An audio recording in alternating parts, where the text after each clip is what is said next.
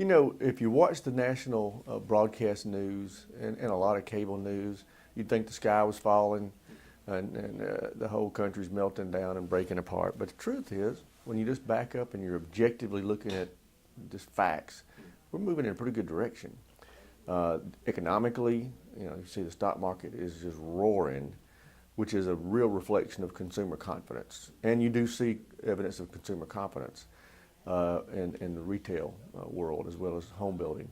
But also just job growth is up, which is huge for our country. Militarily, the President and the Congress are starting to invest heavily in rebuilding our military, which is important. And then internationally, we finally have countries respecting and being concerned about us again, being a threat to evildoers. And the best evidence of that, I'd offer two things. One is Kim Jong-un just 2 days ago announced he was backing off on his threats to attack Guam or our West Coast. That didn't happen by accident. The President Trump was criticized for his muscular language militarily, but it worked. And the two preceding administrations, Bush and Obama, had tried diplomatic efforts, and it got us nothing.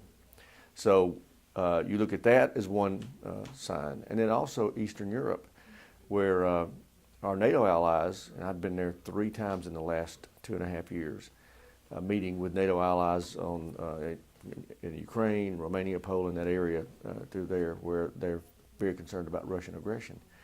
In my previous 2 visits prior to this year, they were very concerned that we were no longer a reliable ally, that President Obama drawing the red line in Syria and then backing away was evidence of that. And then when Russia annexed Crimea in the Ukraine, and Obama made all these threats about consequences and did nothing, those things emboldened our adversaries. And it made our allies question whether or not we were strong and reliable. Well, that all changed when President Trump sent 39 cruise missiles into Syria, and then right after that dropped the Moab on Afghanistan. I'm just telling you, I was there. I was in Eastern Europe right after that. They were exuberant with confidence now that America was back, had their back, and was a reliable ally. So, I mean, just objectively looking at the facts, we're moving in the right direction. We're in a good place, except we still have political and racial divisions. And the political divisions have been here for 20 years. We are a 50-50 nation, and it's just, I don't see how that's going to get better. And then over the last several years, the Obama administration has been very racially divisive in this country. We're in a much worse place than we've been in a long time, racially, and I put that at the feet of Barack Obama. But having said all that, President Trump has not helped things with his language and some of his approach to communications. So he's got great policies, good people around him, but he's just not the most polished politician in the world. I see Charlottesville being used by the adversaries of President Trump just to beat him up. Because the truth is, President Trump, just set Charlottesville aside for a second. President Trump could come out 2 weeks ago and walk out on the White House lawn on the way to the helicopter and go, "It is a beautiful day today." And I guarantee you, cable pundits and news reporters afterwards will be going, "Oh my gosh, he's talking about the weather being great when Russia's invading our country." Or he could come out and say, "Now this is Mother's Day. You should all call your mothers and tell them you love them." And people will be going, "Oh my God, he's talking about calling your mothers and telling them that you love them when he's trying to take their health care away and kill them." No matter what he says, no matter how benign it is, his adversaries are going to just beat him about the head for whatever he says. So when you take something traumatic like Charlottesville, and then he does say something that is not as polished as it should have been and not as appropriate as it should have been, it just gets like you threw diesel fuel on a fire and gave them something meaningful to run on. But having said that, I think the racial tensions that existed that brought about Charlottesville and have ignited this debate around the country are things that have developed over the last 5 or 6 years because of Barack Obama and his policies, but as much as anything, Eric Holder, the Justice Department Attorney General, and his very racially divisive approach to that job. So I think there's a lot of tension in this country over race, and it's unfortunate. We should be way beyond that. And we were before Barack Obama and Eric Holder did their act. Well, Jim Cooper is the ranking member on the subcommittee that I chair. So we are top Republican and top Democrat on the Strategic Forces Subcommittee. That is a subcommittee on armed services, and we have jurisdiction over missile defense.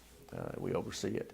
And Jim and I get along splendidly. We are a very bipartisan subcommittee, and for that matter, a very bipartisan committee. This is our national security. We're not talking about a lot of divisive issues as a general rule. We have them, like transgenders in the military. But by and large, when it comes to things like missile defense, you know, we can reach agreement. And what we did is, and in fairness to Obama, Obama recognized as he was going out of office, and his Secretary of Defense recognized, we're going to have to start modernizing and developing new missile defense capabilities because our adversaries are so aggressive. So we put it in our budget in the Armed Services Committee. The President did not put this $2.5 billion in his budget. So basically, given what just happened with North Korea and the President saying we've got to get serious about preparing for this, we felt it was a great time to say, oh, by the way, Mr. President, you should consider embracing this $2.5 billion that we put in our budget for missile defense that you didn't put in your proposed budget. And to his credit, I understand he's already called Secretary Mattis and is talking about doing just that. It's all about, in my view, consumer confidence. You know, once people get comfortable that we are first secure, their job is secure, their community's economic situation is secure, then they're much more apt to start thinking about spending money. And it's all about getting consumer confidence up where people are willing to go not just buy things at the store, large ticket items like a refrigerator, a washer, dryer, a car, or whatever. But we really need to see people feeling comfortable about buying a house, building a house. When you see housing start to tick up, you know we're getting to a good place in the economy. So those numbers are the bedrock to people, because people are not going to even go to the store and buy anything other than just what they got to eat and wear if they're worried about their job. So those numbers getting low make them feel good about their job. Other prospects of getting a better job, all of which inspire consumer confidence. So what I'm watching for, the number I keep looking for is not jobs, it's housing. When you start seeing housing getting robust in its growth, we're going to be in a good place.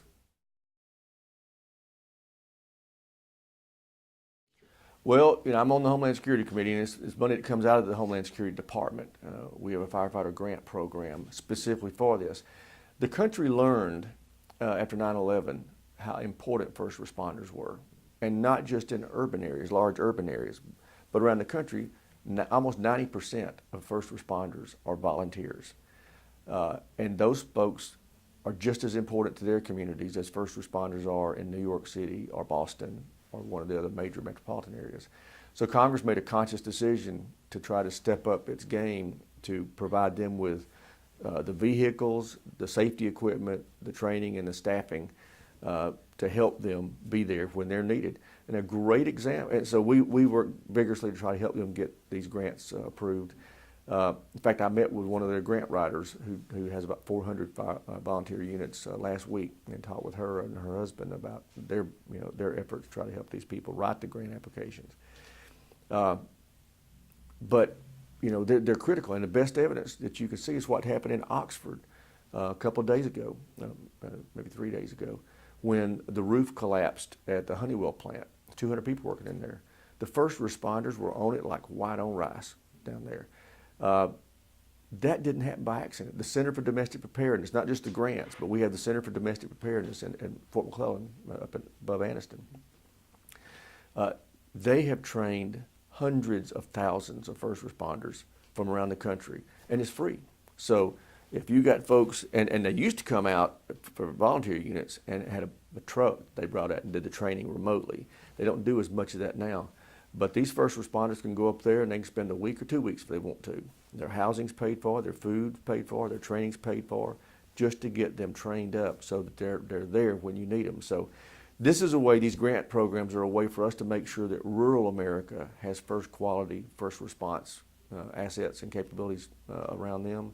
And I'm proud that we're able to continue to get these at a pretty nice clip. I'll be there. I'll be there. I will. This year, you know, one of my kids just graduated from Alabama. I got one left at Alabama, and then my youngest was starting at JSU this month. I usually go to 4 or 5 JSU games. I will go to every JSU game this year because I don't have the 2 kids at Alabama. I don't feel compelled to go to as many of those games. Right. But I'll make 1 or 2 Alabama games, 1 or 2 Auburn games, and the rest will all be JSU.